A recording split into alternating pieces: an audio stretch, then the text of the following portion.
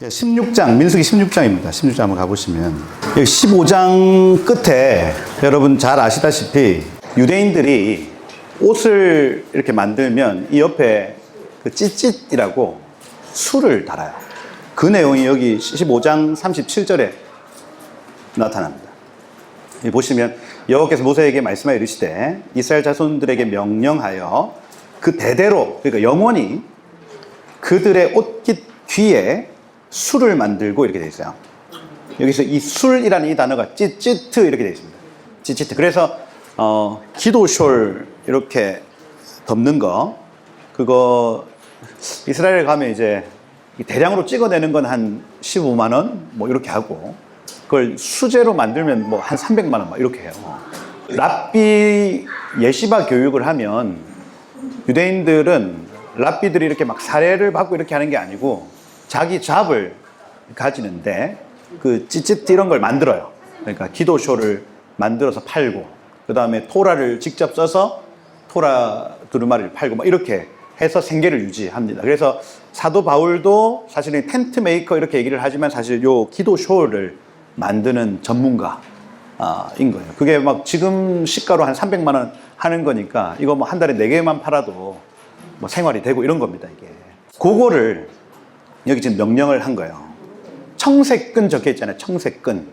청색끈은 뭘 의미하겠어요? 청색은 하늘색이죠. 그러니까 그 파란색, 천국의 색, 하늘색으로 줄을 이렇게 만들어 놔라. 그 뒤에 술을 더해라. 날개를 더해라. 이렇게 되어 있습니다. 그래서 이 찌찌트는 가닥줄하고 5개의 이음줄을 해서 613가닥을 이렇게 묶어요. 그러니까 기도쇼를 있으면 저희 집에 있는데 있으면 끝에 그리면 되죠. 이렇게 기도쇼를 있으면 여기에 요렇게 끝에 요렇게 술이 이렇게 나 있는 겁니다. 이게 613가닥이라고요. 613가닥. 그래서 248개의 해라, 365개의 하지 마라는 율법의 총 개수를 613개 이렇게 표현합니다. 그래서 이 찌찌트가 613개다. 내 삶에 옷은 의복은 삶이니까 삶의 모든 순간에 말씀대로 살아라. 그게 이 찌찌트의 뜻인 겁니다. 뜻이다. 토라 두루마리를 감쌀 때 이거 쓰고요. 그 다음에 신랑과 신부가 결혼할 때 그 밑에서 결혼합니다. 이걸 장막을 펼쳐서 이 장막을 펼쳐서 그 밑에서 결혼 서약을 하는 거죠. 하고, 그다음 그 신부가 이제 아버지의 기도쇼를 덮고 신부 입장할 때, 그리고 신랑이 이거를 벗겨주어서 나의 장막 안으로 들어온다, 이 개념인 겁니다. 그래서 우리가 왜 결혼 드레스 입을 때 막 이거 덮고 들어오잖아요. 그게 본래 이거라고, 이거. 먼저 까고 들어오면 된다, 안 된다? 안 된다. 개념이 없는 신부. 그러니까 아버지 장막 밖에 있다, 나. 이런 의미니까 이거 다 덮고 오고 그거를 신랑이 벗겨준다 하는 거. 개념. 찌찌트. 그 다음에 사람이 죽을 때 시신도 이걸로 덮죠. 그러니까 삶의 모든 순간에 내가 말씀으로 살겠다는 결정입니다. 요 찌찌트법이 가데스 바네아 사건 이후에 나타났다고요. 그러니 광야에 사는 법, 머리 하늘로 들고 성막 중심, 기록된 말씀 중심의 삶을 살아라. 못 살았잖아. 야, 옷에 그거 새겨. 너희 옷 입을 때마다 이거 기억해. 실제로 지금도 유대인들은 티셔츠 있잖아요. 티셔츠 끝에 찌찌스 만듭니다. 자기의 모든 막 샤넬 티셔츠를 사도 그걸 리폼해요. 그러면 다시는 팔지는 못하죠. 그죠? 리폼해서 거기에 술을 다 만들어 놓는 겁니다. 613가지 말씀대로 살겠습니다 하고 살아가는 거예요. 우리 또 말씀대로 사는 거 우리가 지금 이렇게 막 강의를 할 때야, 그렇구나, 그렇게 살아야지 하는데 저 문 밖으로 딱 문 열고 나가면 그냥 살아가는 거예요. 그냥 이게. 그러니까 새겨라 이겁니다. 여러분들도 좀 보이는 곳에 막 벽에 야, 말씀대로 살자. 그죠? 하나님 언제나 나와 함께 하신다. 이걸요 막 하는 거야. 그렇죠. 기억하도록 폰 열면 그게 나오고 할렐루야. 사람이 악해서 계속 봐야 뭔가 보여야 움직입니다 이게. 그렇죠. 그래서 저도 예전에 그러니까 대학생 때 은혜 한참 받을 때는 제 아침에 눈을 딱 뜨면 천정에 제가 매직으로 적어놨어요. 축 강성민 사망 적어놨어요. 몇 년, 몇 월, 며칠 이렇게 적어놨습니다. 그러니까 아침에 눈을 뜨면 아 나는 그때 죽었다. 내 인생은 죽었고 이제 나는 예수로 산다. 이거를 아침에 눈 뜰 때마다 아 죽었지 하고 하루를 사는 거예요. 그냥 이게. 그러니까 그런 장치들이 좀 필요한 것 같아요. 그걸 이제 우리의 선조들은 좌우명 이렇게 표현하죠. 좌우명. 앉을 좌자에 우측 우자네요. 그러니까 앉아서 우측에 기록한 거. 이게 좌우명입니다. 그게 저는 중요하다고 생각해요. 그래서 여러분들의 책상의 우측에 적어 놓으시라고. 말씀대로 살아야 한다. 나사 에트 로시. 적어 놔야 여러분들이 그렇게 움직인다. 이걸 세상 사람들은 옆에 뭐 적어 놓습니까? 연봉 10억. 아멘 안 하나?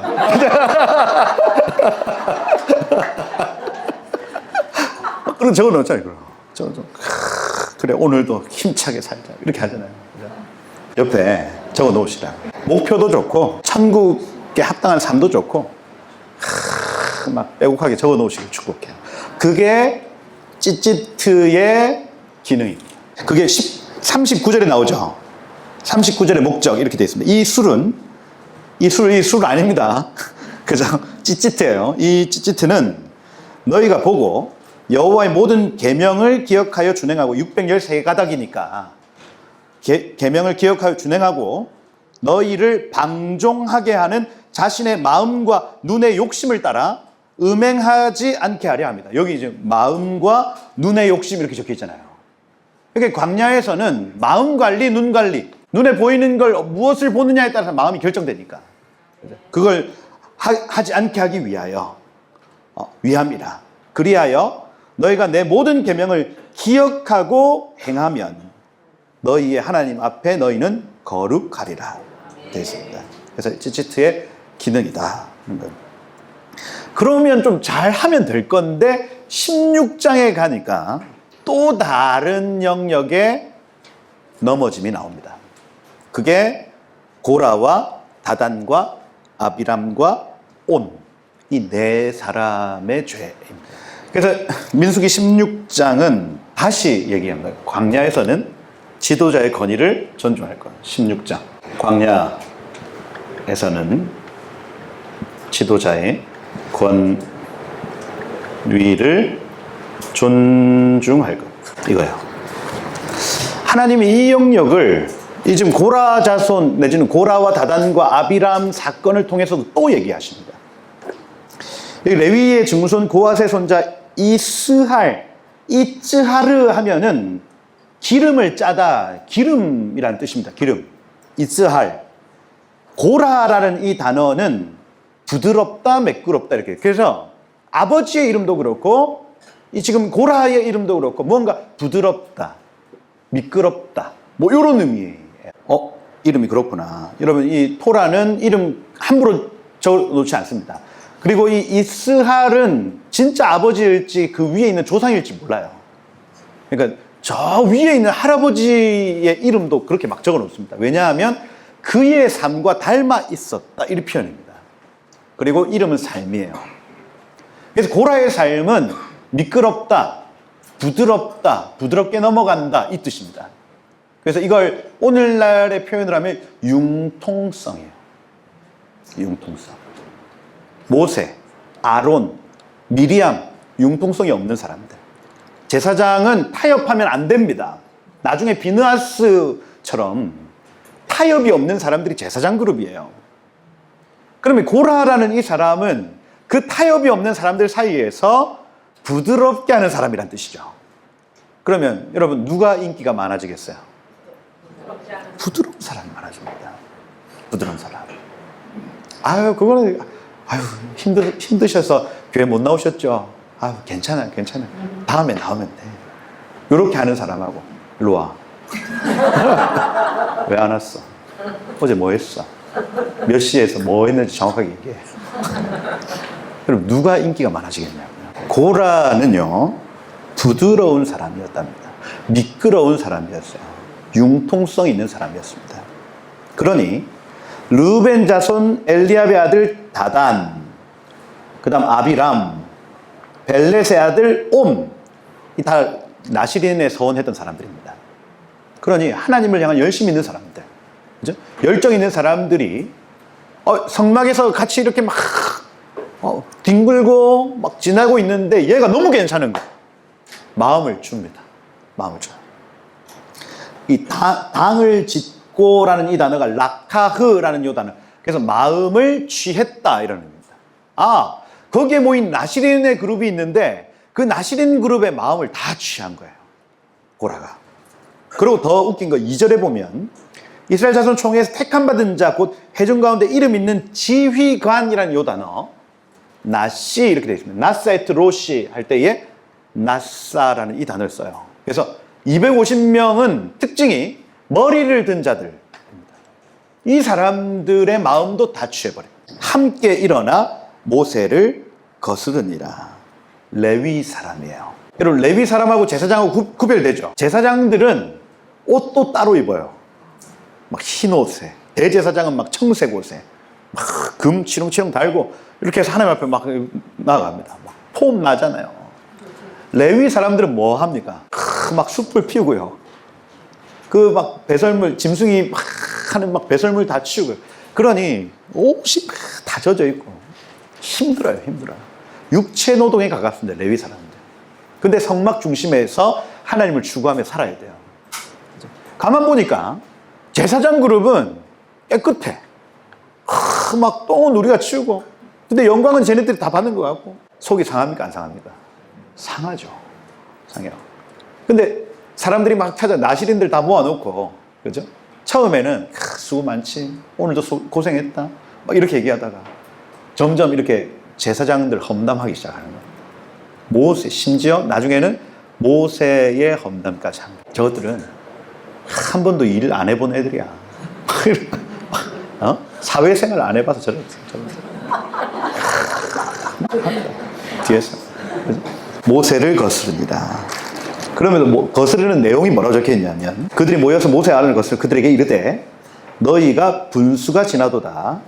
회중이 다 각각 거룩하고 여호와께서도 그들 중에 계시거늘 너희가 어찌하여 여호와의 총회 위에 스스로 높이느냐. 이게 무슨 얘기입니까? 너네하고만 하나님이 교제한다고 생각하지 마. 다시 모세여, 아론이여, 제사장 그룹이여, 당신들만 하나님하고 교제한다고 생각하지 마세요. 우리 모두에게 하나님 다 계십니다. 나도 하나님 음성 듣습니다. 나도 말씀 다 깨닫고 압니다. 이렇게 되는 겁니다. 이거 어디서 많이 본 것 같지 않아요? 이게 우리가 말씀을 깨닫고 우리가 하나님의 음성을 듣고 막 하나님과 동행하는 삶, 주로 이제 막 YM 갔다 오면 좀 그렇게 되거든요. 이게 YM에서 훈련 딱 받으면 하나님의 음성이 들려. 그러면 막 목사님이고 뭐고 나는 하나님하고 교제가 제일 중요해요.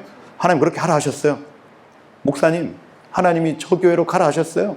이렇게 하는 거예요. 아, 형제님, 자매님, 하나님 조금 더 기도해 봅시다. 아니요, 하나님 하라 하셨어요. 이렇게 되는 거예요, 이렇게. 근데 광야에서 사는 법에서 이걸 2번이나 얘기해요. 지도자의 권위를 존중해라. 언제까지? 하나님 세우실 때까지. 이렇게 되세요. 세우실 때까지. 우리가 다 거룩합니다. 하나님이 지금 우리 모두에게 다 계십니다. 그런데 왜 여호와의 청회에서 당신들 높입니까? 이렇게 얘기를 합니다. 근데 여기에서 모세의 피드백, 모세가 어떤 반응을 하냐면 4절에 보면 모세가 듣고 엎드렸다 이렇게 되어 있습니다. 나 같으면 내가 담임 목사야. 성도 와서 이렇게 얘기했어. 목사님만 하나님 음성 듣습니까? 목사님만 설교합니까? 나도 합니다. 이렇게 하는 거예요. 그러면 저 같으면 일로 오면 머리 뜯고 할 거 아니에요. 모세는 어떻게 해요? 엎드립니다. 엎드려요. 엎드렸다는 얘기는 뭐냐면 자기의 삶을 돌아봤다는 얘기입니다. 과연 그러한가? 지금 저 사람들이 하는 저 얘기, 250명이 달려와서 하는 저 얘기가 혹시나 내가 놓치고 있는 부분이 없을까 하고 하나님, 혹시나 내가 저들의 마음을 아프게 한 건 없나요? 하고 기도하기 시작했다는 얘기입니다.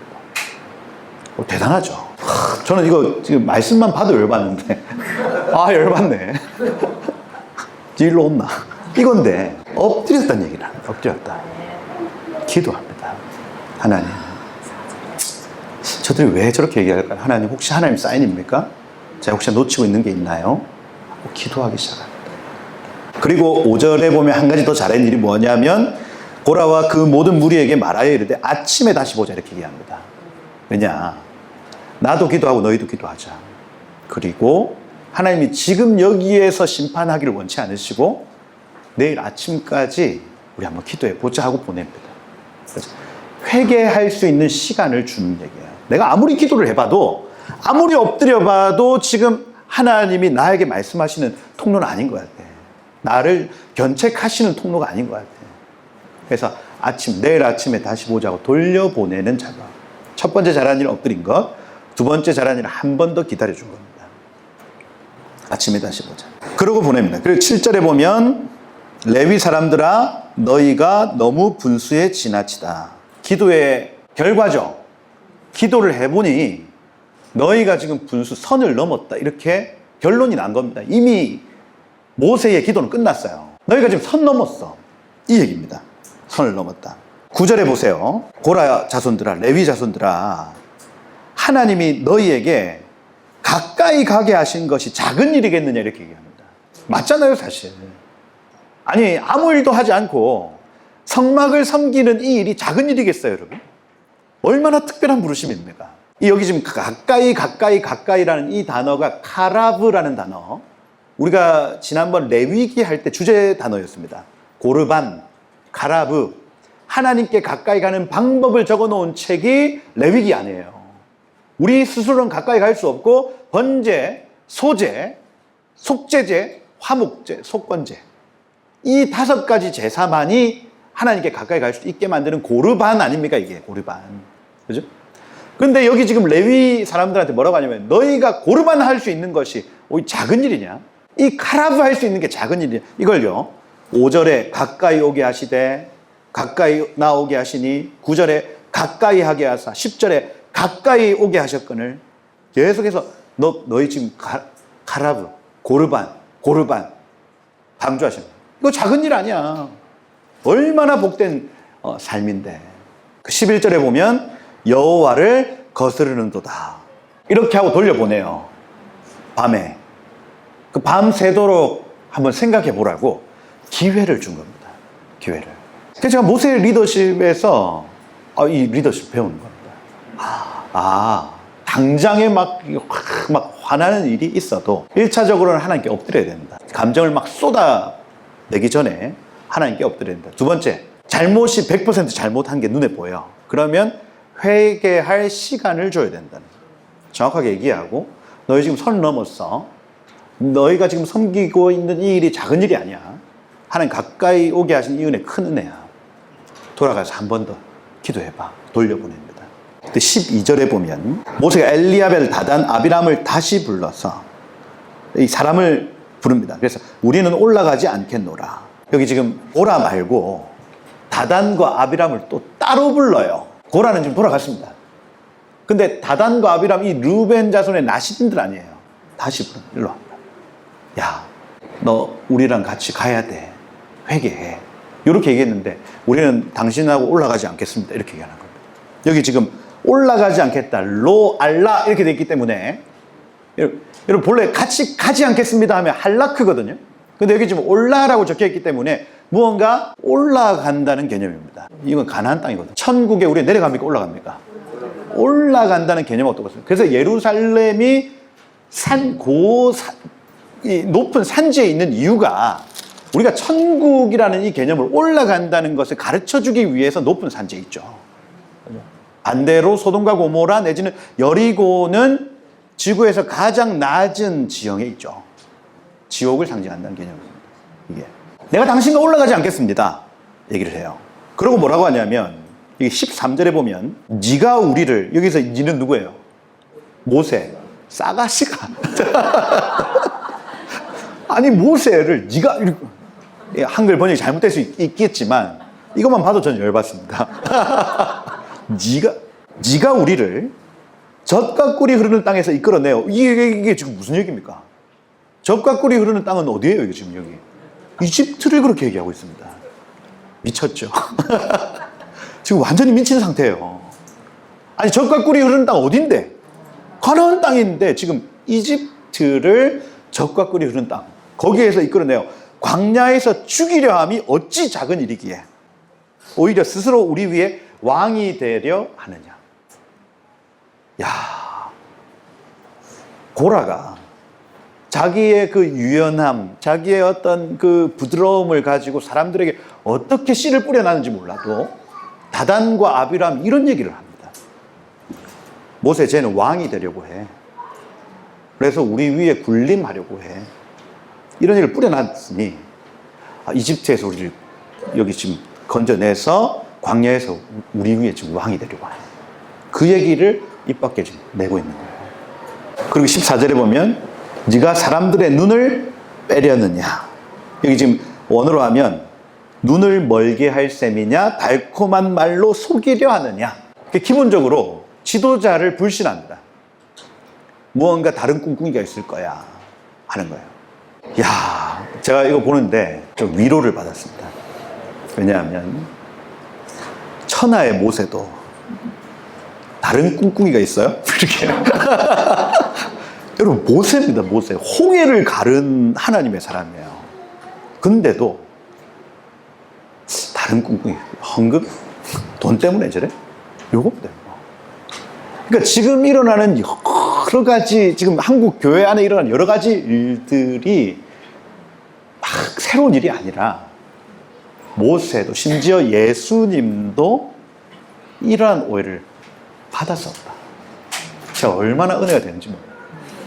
야, 그렇구나. 여러분, 목사는 그 라스트 사무라이, 그 마지막 양심 아닙니까? 이 땅에 존재하는 저는 마지막 양심이라 봐요. 목사는.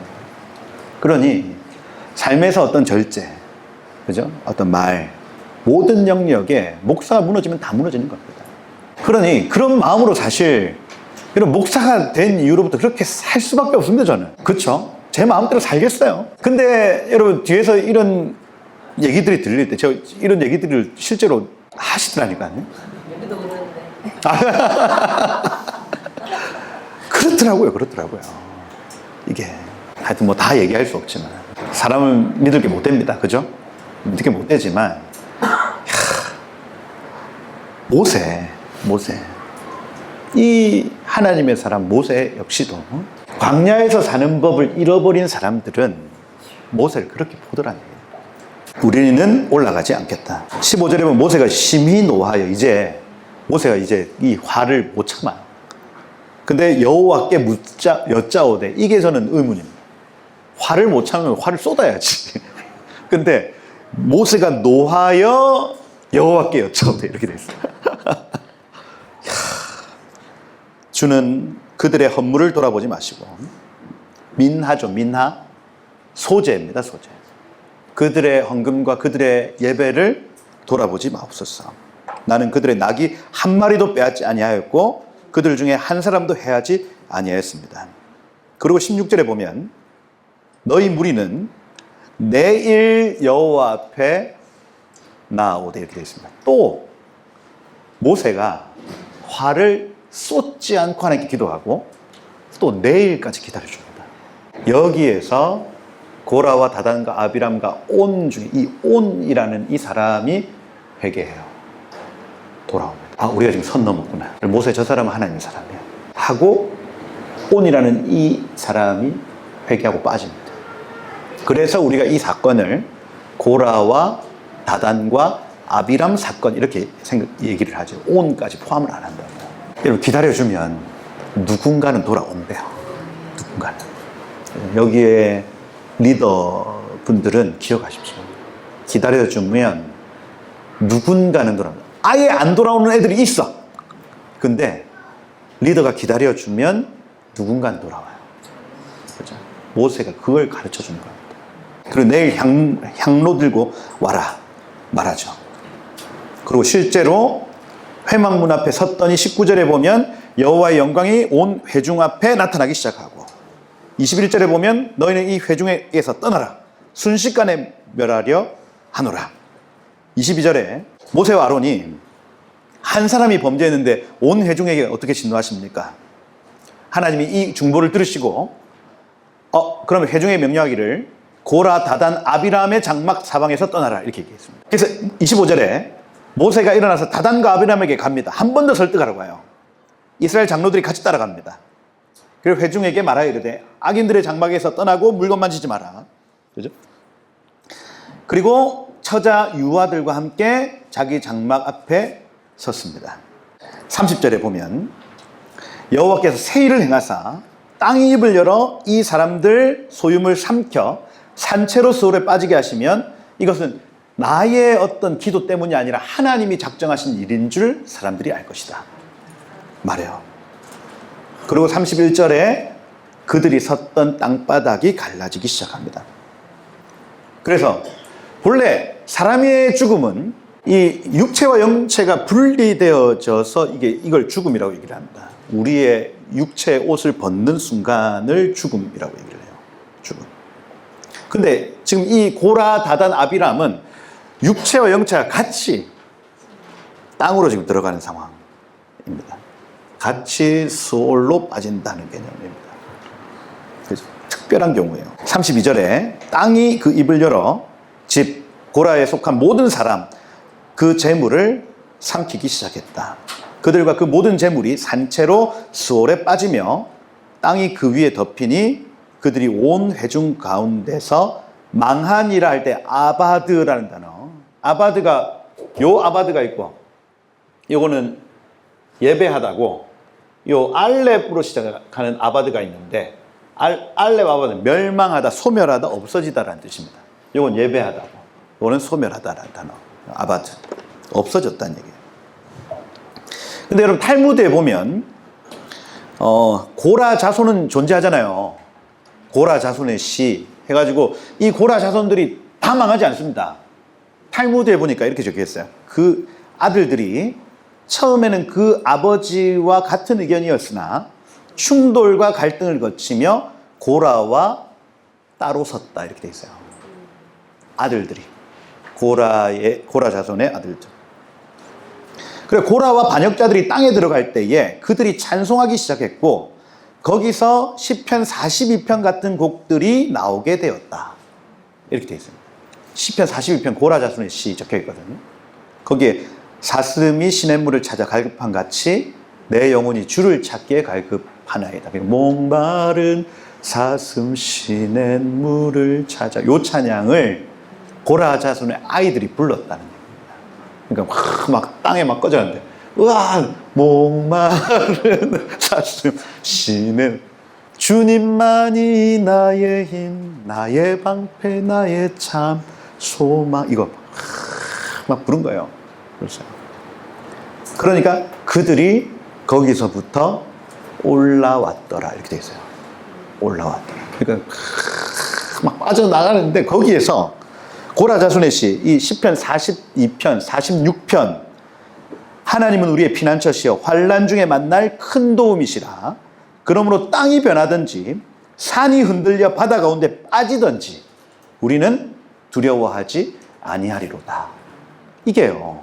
이 주옥과 같은 고라 자손의 시가 그 땅이 쫙 입을 벌려서 빨아들일 때 나오는 시.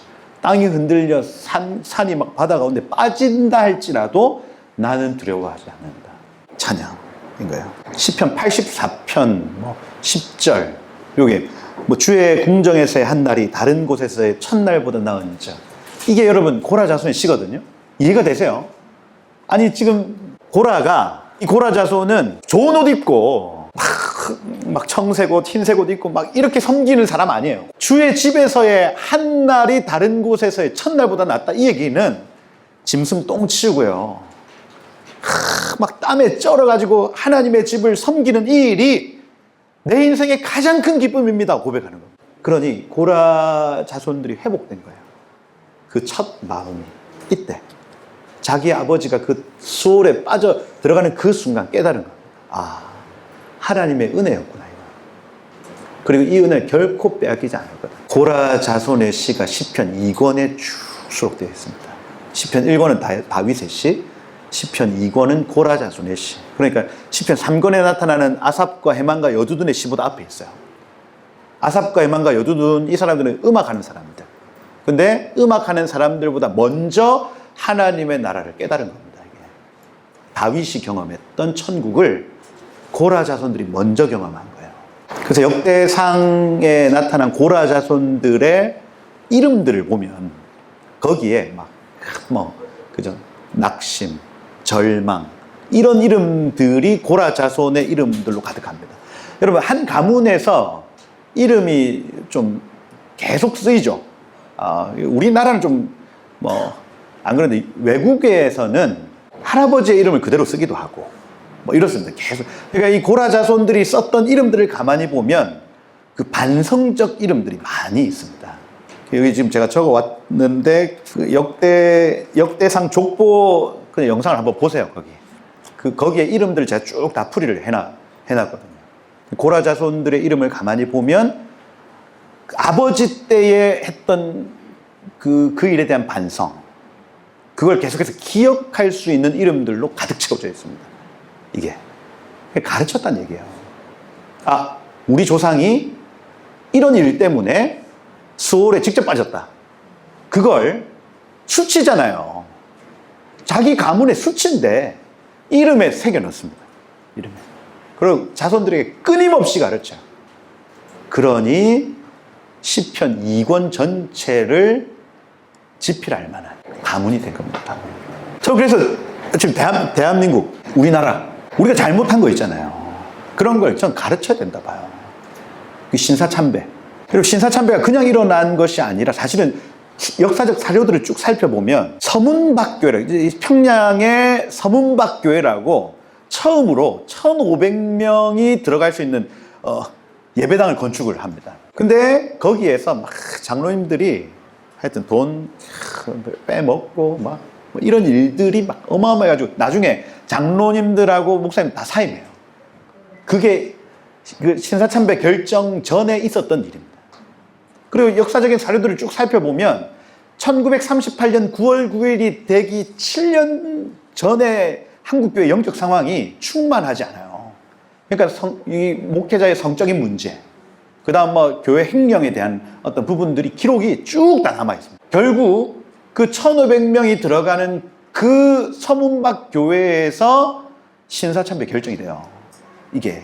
그러니까 한국교회가 돈이 생겨가지고 교회를 막 아름답게 지어요. 1,500명. 지금도 여러분 1,500명 들어가는 교회는 큰 교회입니다. 근데 100년 전에 1,500명 교회 딱 지어놓고 여러분 어떻게 하겠어요? 드디어 한국교회 성공했다. 야, 나는 성공한 목사, 우린 성공한 장로들. 이게 된 거예요. 이게 신사참배가 그냥 이루어진 게 아니고 이미 그 결정이 될 수 있도록 마음밭이, 육적인 마음밭이 돼버려요. 갑자기 신사참배 아니에요. 그럼 이걸 우리 가르쳐야 됩니다. 한국 교회가 예전에 망했었다. 한번 망했죠. 1938년도를 기점으로 망한 겁니다. 한국 교회. 숭실대학교 문 닫아요. 그죠? 무슨 이화여대 다 기독교 대학들 다 문 닫고요. 평양신학교 없어지고요. 그게 무슨 총신이네, 무슨 장신이 지금 평양신학교가 우리의 망했어요. 그걸 갖다가 다시 쓰는 거라고요. 그러면 이걸요 전부 침묵합니다. 서문박교회, 장대현교회 화려한 모습만 얘기를 하지 부끄러운 모습을 얘기를 안 한단 말이에요. 근데 이 얘기를 해야 우리 세대가 우리 선배가 이래서 망했죠 하고 고라 자손처럼 주의 궁정에서 내가 이 똥 치우는 이 일이 다른 곳에서의 첫날보다 낫다고 고백하기 시작한다. 여러분, 그래서 하나님이 여러분들 분명히 높여주실 겁니다. 높여주시는데 그 모습이 하나님의 기쁨이 아니고 지금 내가 있는 이 자리에서 그냥 하루하루 주님을 최선을 다해서 동행하고 주님을 섬기는 것을 하나님 기뻐하십니다. 그러다 보면 어느 순간 하나님이 높여주세요. 어느 순간. 이건 하나님의 일이고. 여러분, 목사 안수 받는다고 권위가 옵니까? 아니에요. 아니에요. 권위는, 교회에서의 권위는요, 잘 섬기다 보면 하나님이 권위를 주시더라고요. 이게 어느 순간 탁 넘어가는 시점이 정확하게 있습니다. 있어요. 은혜 있으시길 축복해요. 고라 자손이, 이 고라라는 이 사람이 탁월했어요. 그죠? 이 융통성을 가지고 주를 섬겼으면요, 어땠을까요? 근데, 나는 이렇게 하고 저 사람 지금 저렇게 불합리하게 이렇게 하네? 이 마음이 딱 들어오는 순간 이것은 죄가 되기 시작합니다. 그래서 결국 땅이 고라를 삼켰다. 35절에 보면 불이 나와서 250명을 불살랐다 말합니다. 근데 여기 41절에 보면 이렇게 돼 있어요. 그 다음 날, 이 난리가 한번 났습니다. 그 다음 날 이스라엘 자손 온 회중이 모세와 아론을 원망하여 이르되, 이 원망하다라는 요 단어가 룬이라는 단어. 룬은 밤새도록 불평하다 이렇게 돼 있어요. 자, 사단이 났어. 막 땅이 갈라져가지고 쑥 빠졌어. 그리고 정리가 됐어. 다 텐트에 돌아가서 잠을 자는데 잠이 옵니까? 잠 안 오죠. 오늘 오후에 난리가 났는데 눈이 멀뚱멀뚱, 야, 땅 갈라진 거 봤나? 뭐 이거예요, 이거. 아니, 고라 자손이 그렇게, 고라라는 저 사람 괜찮은 사람이었잖아. 이겁니다. 그래서 여기 너희가 여호와의 백성을 죽였도다 이렇게 돼 있어요. 모세와 아론, 너희가 하나님의 사람을 죽였다. 밤새도록. 근데 나 고라 같은 사람 내 평생에 못 봤다. 그렇게 착한 사람이 없었는데 모세와 아론이 자기의 어떤 능력을 가지고 저 사람 뒤에서 모함해서 죽인 거 아니야? 이렇게 되는 거예요. 그러니 한번 이 마음에 뿌려진 씨앗이 잘 안 없어지는 거예요. 그러니까 회종이 뭐예요? 모세와 아론을 때리려 합니다. 돌로 치려고 합니다. 그때 또 여호와의 영광이 나타나기 시작하죠. 하나님의 영광이 나타나면 우리 좋은 거라 생각하는데 여기선 전염병이 나타나요. 연병이 나타나기 시작합니다. 그러니까 모세가 딱 보니까 이거 다 죽을 판이거든요. 너희는 지금 여기에서 떠나라 하고, 아론 향로를 가지고 와라 해서 아론이 확 향로 가지고 와서 연병이 지나가는 것과 백성 사이에 딱 서죠. 그러니 그 향로를 가지고 있는, 이 향로는 성도들의 기도 아닙니까? 아론의 기도가 딱 서니까 거기에서 연병을 풀어내는 천사들이 딱 멈춰요. 절체절명의 순간이었습니다. 그게 48절이죠. 죽은 자와 산 자 사이에 섰을 때 연병이 그치니라. 여기서 이 그치니라, 야차로 이렇게 되는데 억제하다, 방해하다, 감금하다 이렇게 돼 있어요. 그래서 이 연병이 확 할 때 이거 억제되고 감금되고 잠겼다는 얘기입니다. 그리고 17장에 지팡이 하나씩 가져와라. 잘 아시죠? 아론의 쌍난 지팡이 말입니다. 이 지팡이라 함은 마테라는 요 단어로 지도력을 나타냅니다. 지도력. 마테하면 지도자, 지도력. 그러니까 11지파 다 가지고 와. 지도자들이 다 지팡이를 하나씩 다 가지고 와요.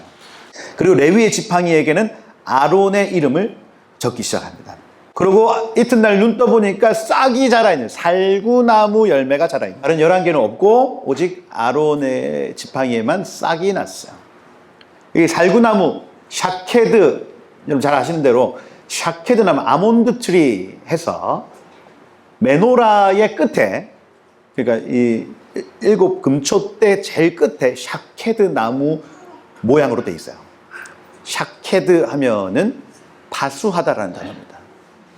그래서 레위인은 파수꾼의 부르심이 있구나. 그걸 상징하는 거예요. 레위 지파의 지팡이에만 샤케드 꽃이 폈다. 그래서 이 레위 사람들, 특별히 제사장의 권위를 존중하라는 것을 또 눈에 보이는 증거물로 보여준 거예요. 그래서 하나님은 범죄한, 광야에서 살아갈 때 범죄한 자들에게 계속해서 눈에 보이는 증거물로 보여주십니다.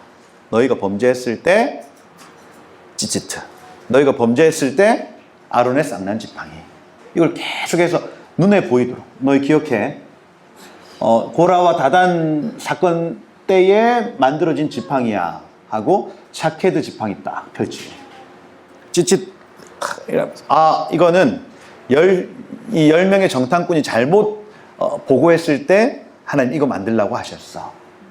이렇게 하는 겁니다. 눈에 보이는 결과물로 보여주더라. 그게 17장, 그러니 16, 17, 18장까지죠. 18장은 레위 가문에 대한 강조거든요. 반역을 일으킨 레위인들에게 하나님이 너희는 이 일을 해라 하고 레위인의 직무에 대한 얘기를 쭉 다시 적어 놓습니다. 그리고 그게 1절부터 6절까지, 18장 1절부터 6절까지. 그리고 8절에 보면 아론과 대제사장이 받을 분깃에 대해서 얘기를 하죠. 핵심은 그겁니다. 핵심. 여기 보시면 핵심이 21절에 보세요. 민수기 18장 21절에 보면 이스라엘의 11조를 레위인에게 줘서 해막하는 일을 갚을 것이다. 근데 26절에 보면 그 11조의 11조를 거제로 드려 이걸 제사장에게 줄 것이다. 이 얘기를 합니다. 핵심이 그거예요. 여기 16장에서 18장인데 18장의 내용은 11조의 11조 해서 이스라엘이 있으면 레위인들한테 11조입니다. 그리고 레위인의 11조 누구한테 줘요? 제사장에게 줍니다. 그렇게 구조를 만들어 놓는 겁니다. 그래서 이 중에 한 사람이라도 빠지면 성막 중심의 삶이 안 되도록 구조를 이렇게 만들어 놔요. 그래서 이 이후로부터 이스라엘이 망할 때는 11조가 없습니다. 이스라엘 11조가 없어지면 레위인들이 흩어지고 레위인들이 흩어지면 제사장은 없어져요. 그러면서 성막이 사라지고 성전이 사라지는 겁니다. 이 구조를 계속 가져요. 예수님 오실 때까지. 그래서 이스라엘의 성공은 11조의 성공이요. 이스라엘의 실패는 11조의 실패다. 그게 민수기 18장에 하나님이 정하신 구조. 요즘에 교회에서 이제 이중직 얘기 많이 합니다. 이중직이 뭐냐면 목사님들도 돈 벌고 그래서 주일날 와서 같이 이제 살해 안 받고 헌금하면서 그렇게 섬겨라 이렇게 얘기를 합니다. 저는 반대예요. 물론 그렇게 해서 은혜를 끼치시는 분들이 있습니다. 특수한 거고 기도와 말씀에 전무할 수 있도록 도와줘야 됩니다. 교회. 그래 하나님의 뜻이 어디에 있는지 거기에 집중할 수 있도록 도와줘야 됩니다. 그러고 목사님들이 거기에 집중하셔야 돼요. 근데 요즘의 구조는 또 그렇게 해주니까 목사님들이 자전거 타러 다니고 골프 치러 다니고 이렇게 되는 거예요. 그러니까 성도들이 뭐야? 악순환. 선순환은 어떻게 되냐면 목사님 기도와 말씀에 전무해 주십시오. 뭐냐? 기도의 말씀에 전무하마 하고 지원하고 영적인 양식을 공급하고 계속해서 육적인 양식을 공급하고 영적인 양식 이렇게 가는 거예요. 이렇게. 그렇죠? 이게 무너지면 사회가 무너집니다. 사회가. 이스라엘 사회가 무너지듯이 대한민국 사회 무너져요. 지금 한국의 영적 상황이 딱 그렇게 와 있습니다. 구약의 구조라고 보지만 저는 아닙니다. 이거 하나님 나라의 어떤 영적인 원리 안에 지금 이게 숨어 있어요. 사단이 계속해서 어떤 인본주의나 논리와 이성 사고 중심으로 이걸 막 돌리니까 11조를 계속해서 공격하는 겁니다. 나중에 그 열매는 성도들이 따먹습니다. 결국엔 19장 21장까지만 할게요. 지금 21장까지. 여기 19장부터는 이거 좀 지웁니다. 민수기라는 책의 주제는 광야에 사는 법을 가르쳐준다. 두 가지로 산다. 머리를 하늘로 들고 하나님 형상되는 삶. 이 사람들을 하나님이 지도자라고 얘기를 하시고 이 사람들을 하나님이 그 이스라엘의 군대라고 얘기를 합니다. 그래서 이 대한민국의 국력은 이 사람들에게 있어요. 하나님 형상되는 사람들이 몇 명인지. 소돔과 고모라의 어떤 그 영향력은 이 사람들이 몇 명인지입니다. 의인 10명만 있으면 도시는 살아요. 그죠? 근데 이 사람들이 없었으니 도시가 멸망하는 겁니다. 똑같아요. 이게 이방 나라든 이스라엘은 어김없습니다. 하나님의 형상된 사람들이 몇 명이냐. 이게 능력이라고요. 두 번째, 성막 중심의 삶. 그러니 하나님의 기록된 말씀과 성령의 음성을 따라 사는 삶. 광야에서 사는 사람들이 있어야 됩니다. 요 주제. 19장부터 21장까지는 율례라는 이 단어. 그러니까 이 2절에 보면 여호와께서 명령하시는 법의 율례를 이라는 이 단어. 이 단어가 호크라는 단어입니다. 여러분 히브리어로 말씀이라는 기록된 말씀이라는 요 단어가 따바르라는 단어가 있고 그 다음에 이므라라는 단어가 있습니다. 이므라는 뭐냐면 아마르라는 단어의 변형인데 음성이에요. 음성을 기록한 것. 그래서 따바르는 뒷바입니다. 뒷바. 따바르라는 뒷바인데 속삭임이에요. 속삭임을 기록한 것이겠죠. 그래서 모세 오경도 하나님의 속삭임을 기록한 거겠죠. 주의 말씀은 내 발의 등이요 내 길의 빛입니다 할 때에 주의 말씀이라는 이 단어가 이므라거든요. 그럼 하나님의 음성은 내 발의 등이요 내 길의 빛입니다. 하나님이 이 길이 정로는 이 길로 가라 하고 말씀, 음성을 주신다는 거예요. 그걸 적어 놓은 것을 이므라라고 얘기를 합니다. 이므라. 그 다음 미시파팀 이렇게 샤파트라는 요 단어, 샤파트라는 요 단어는 재판하다라는 단어입니다. 재판하다. 재판의 판례가 말씀이에요. 그러니 한글로는 말씀인데 히브리어로는 다 달라요. 그 다음에 미츠와라는 단어예요. 미츠와. 그러니 말씀이라는 이 단어를 히브리어로 뭐 여러 종류로 적어놓은 거예요. 짜와라는 단어가 짜와라는 요 단어가 명령이기 때문에 이건 하나님의 명령을 기록한 것 이렇게 되는 거예요. 근데 이걸 한글에서는 전부 말씀이라고 얘기를 하는 거예요. 여기 율례 적어놨잖아요. 율례는 호크라는 단어. 호크는 하카크라는 단어에서 왔는데 철필로색이다. 그러면 돌을 철필로 막 그은 걸 의미해요. 이거 지울 수 있습니까? 없습니까? 없다라는. 그래서 호크가 적혀 있다. 너희 율례를 이것은 영원한 율례니라.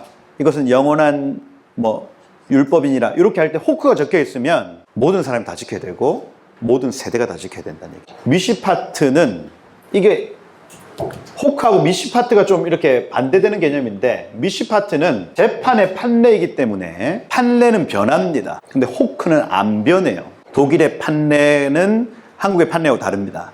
그래서 미시파트는 세대마다 다를 수 있어요. 1950년대의 법이 있고 2026년대의 법은 또 다릅니다. 미시파트예요. 근데 호크는 1950년도에도 호크고 2026년에도 호크예요. 그래서 여기 19장, 20장, 21장 요 세 장에는 호크가 기록되어 있어요. 광야에서 사는 법인데 호크, 영원히 지켜야 되는 법을 가르쳐 주는 겁니다. 모든 세대가 다 지켜야 돼. 근데 가만 보면 이해 안 됩니다. 우리 여기 보면 붉은 암송아지를 끌고 와서 재를 만들어서 성문 앞에 백향목과 우슬초와 홍색지를 가지고 와 암송아지 사르는 물에 던질 것이며 그걸 다 재를 다 모은 다음에 물로 적셔가지고 성문 앞에 둬야 된다. 이렇게 되어 있습니다. 그리고 시체를 만진 자가 성 안에 들어올 때는 그 물로 씻어야 된다. 이렇게 얘기를 해요. 이거는 영원히 지킬 율례다 이렇게 적혀 있습니다. 이해가 안 돼요. 아니 이거 왜 그럼 지금도 해야 된다는 얘기입니다. 사실은 지금도 여기 군산 하이패스 들어올 때 들어오기 전에 암송아지 붉은 암송아지 재 이렇게 해가지고 씻고 들어와야 된다는 얘기예요. 지금 그렇게 하시는 분 없죠?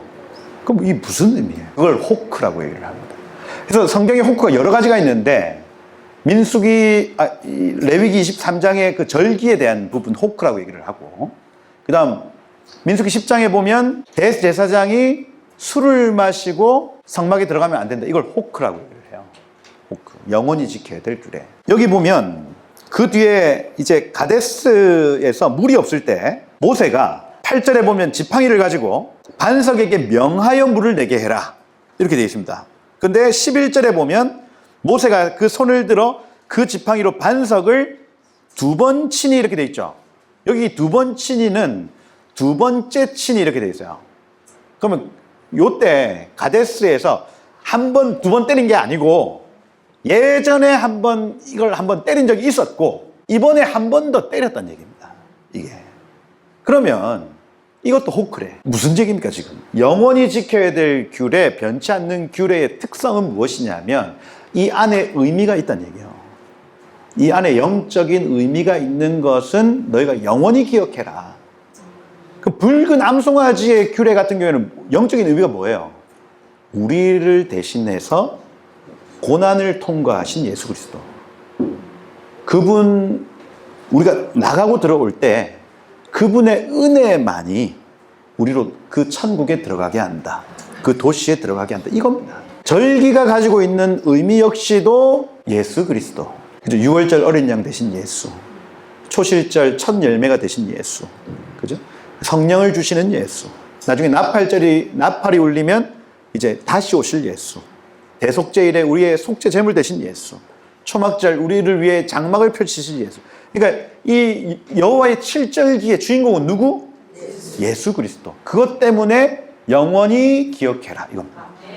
성막에 들어갈 때에 술 마시고 들어가면 안 된다. 왜? 예수님이 우리의 대제사장이시니. 이 땅에 있는 대제사장도 예수님 닮아야 한다는 얘기 이겁니다. 그러면 이 반석에게 명하여 물을 내라 이 역시도 예수님 한 번 고난 당하시는데 거기에서 신령한 물이 나타난다. 그 이후로부터는 선포만 해도 이것을 믿고 선포만 해도 그 물은 나타난다는 거. 그걸 여러분 모세가 계시해야 됐는데 그 계시의 통로를 한 번 더 떼어버린 겁니다. 이 사건 때문에 모세는 가나안 땅에 못 들어갑니다. 그리고 21장에 불뱀 사건 나타나잖아요. 이건 역시도 호크의 영역이죠. 그러니까 우리가 이해는 되지 않지만 아니 노뱀 여기 21절에 보면 21장 여기 민수기 21장 231페이지에 1절에 보면 이렇게 되어 있습니다. 가나안 사람 아랏 왕이 아다림 길에 온다고 이제 얘기를 들은 겁니다. 몇 사람을 사로잡았어요. 이스라엘이 주께서 만일 이 백성을 내 손에 넘기시면 내가 그들 성읍을 다 멸하겠습니다. 그래서 진멸하겠다는 약속을 합니다. 그리고 3절에 보면 하나님이 이스라엘의 기도를 들으시고 가나안 사람을 손에 넘기셨어요. 그리고 다 멸절시킵니다. 그곳의 이름을 호르마 할 때 헤렘이죠. 헤렘 언약이라고 이건 진멸하는 언약입니다. 이 은혜를 주셨다. 근데 4절에 보면 곧장 와우 계속법으로 백성이 계속해서 길이 막 돌아가니까 백성의 마음이 상한이라 이렇게 돼 있죠. 이 카차르라는 단어인데 짧아졌다. 영이 짧아졌다 이렇게 되어 있습니다. 그래서 이 하나님을 향한 어떤 예배하는 마음, 어떤 영적인 어떤 각성 이게 짧아진 거예요. 막 그 영원한 것을 바라보지 못하고 땅의 것을 힘들어. 야, 이 길이 너무 긴데 짜증나. 하나님 왜 이렇게 날 돌리시는 거야? 하나님 계시긴 한 거야? 이게 점점 짧아지죠. 이게 이 단어의 어떤 의미를 여러분 이해하시겠습니까? 이 너무 길이 고되니까 나중에는 야 하나님 우리 너무 이렇게 돌리시는 거 아니야? 하다가 하나님 계시긴 할까? 하나님 없는 거 아니야? 하나님 안 느껴지는데? 모세 저 거짓말하는 거 아니야? 이렇게 되는 겁니다. 이렇게 점점 짧아지는 거예요. 그러고 하나님과 모세를 향해 원망하기 시작하는데 이 하찮은 음식을 우리가 싫어한다. 그죠? 애굽으로 돌아가자. 불뱀이 나타나죠. 불뱀이 나타나서 막 물기 시작합니다. 불뱀 어떻게 생겼어요? 뱀. 저도 이제 군대에서 뱀을 한번 봤는데 소름이 돋. 뱀을 처음 본 거 아니에요. 은색깔에 반짝반짝 하더라고요. 길이가 이만해요. 저는 군화도 신고 있었고 뭐 물릴 가능성이 없어. 근데 몸이 얼더라고. 큰일 났다. 겁나더라고요. 근데 불뱀이야. 막 사람들 물기 시작해. 막 경련 막 떨면서 막 물린 사람들이 막 거품을 물기 시작해. 그런 두려움 중에 8절에 보면 불뱀을 만들어 장대 위에 매달아 물린 자마다 그것을 보면 살리라. 하나님 말씀을 주셨습니다. 노뱀 만들어서 딱 해서 거품 물고 벌벌 하다가 그 노뱀만 보면 산다. 이거예요. 믿음이죠. 하나님이 말씀하신 것을 믿는 자는 살리라. 이겁니다. 예수께 죄를 옮기는 자마다 살 것이다. 이걸 가르쳐 준 겁니다. 근데 여기에서 뱀에 물린 자가 노뱀을 쳐다본 즉 산다. 이 말은 쳐다본 자만 산다. 이렇게 돼 있어요. 이게 호크의 영역이라고요. 이 일을 우리가 기념할 때 예수 그리스도에 대한 복음에 대한 계시입니다. 이게 복음이 여러분 쉽잖아요. 예수께 죄를 옮기는 것도 돈 듭니까? 돈 안 들고 막 1,000만 원, 2,000만 원 들어가지고 막 뭘 준비해가지고 막 제사를 드려야 되는데 그래가지고 재단을 막 쌓고 그런 종교도가 있더만. 도를 아십니까? 찾아가면 결국 끌려가가지고 그 재단 만든다 하더라고요. 500만 원입니다. 해가지고 500만 원 내고 해야 되는 겁니다. 이 지금 교회에서 얘기하는, 성경이 얘기하는 복음이 너무 쉬워요. 돈도 안 들고요. 일단 내 죄를 예수님께 옮겨야 된대. 근데 예수님이 어디 계신데? 보이진 않는데. 그러면 안 보이는 예수님께 어떻게 죄를 옮겨? 믿음으로 하는데 말이 됩니까? 그게 너무 쉬우니까, 이게 원리가 너무 쉬우니까 사람들이 안 믿는 거예요. 노뱀이 있대요. 노뱀이. 저기 어디에 있대. 참 멀리 보이지도 않는데. 근데 내가 지금 불뱀한테 물려서 막 거품 물고 이러고 있어요. 그죠? 근데 저기 어디 있대. 보는 신용만 해도 살아나는 겁니다. 이게 믿음의 영역. 이 말씀이 선포되고 기념되는 곳마다 예수님이 기억됩니다. 절기가 기념되는 곳마다 예수님이 기억됩니다. 붉은 암송아지 제규례, 레위기 10장에 나타나는 여러 가지 그죠? 부정한 짐승, 정한 짐승에 대한 어떤 규례들도 그 말씀이 선포되어지는 모든 자리마다 예수님이 기억되는 은혜가 있다는 얘기예요. 결국 이 민수기의 마지막 장으로 가면 갈수록 눈에 보이지 않는 천국에 대한 메시지들이 나타나기 시작합니다. 그 천국에 대한 메시지를 호크라고 얘기해요. 호크. 그럼 광야는요, 광야에서 사는 법을 가르쳐 주지만, 우리가 이 땅에서 어떻게 살아야 되는지를 가르쳐 주지만, 마지막에 가면 갈수록 이 땅 아닌 그 땅이 있음을 가르쳐 주는 거예요. 끝에 가보면 알아요. 슬로브앗의 딸들, 가나안 땅에 우리의 유업을 주십시오 하고 결정.